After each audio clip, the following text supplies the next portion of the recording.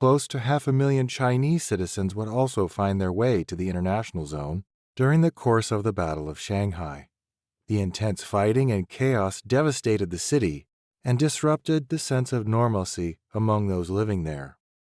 The Battle of Shanghai began on August 13, 1937, and is considered as the first major battle of the Asia-Pacific War.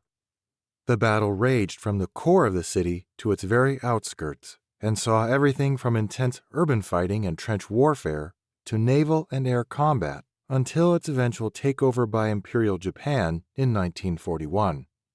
Life was extremely difficult within the zone, especially due to overcrowding and the conflicts that caused within the settlement. Many Chinese citizens were already living in the international zone under the municipal council before the battle began, and the number of settlers grew steeply after the outbreak of fighting. The total civilian population of Shanghai reached approximately 3.2 million people between 1925 and 1937, making Shanghai one of the largest cities in the world prior to World War II. Of this, the international zone held more than 1 million civilians. The Bund was a significant part of the international zone's infrastructure. It was the home of lavish hotels, custom ports, gardens, and the Shanghai waterfront. Chinese and foreign shops also existed in the international zone, in addition to restaurants that provided meals of varying kinds of cuisines.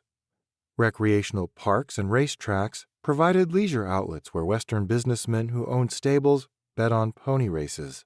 A large portion of the population within the broader city of Shanghai depended on the flourishing economic activity and infrastructure inside the international zone.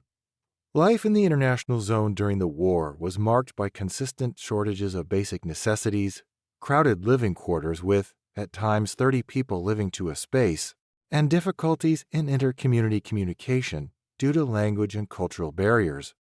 Many immigrants who arrived in the international zone did not speak any of the Chinese dialects, nor did they speak English.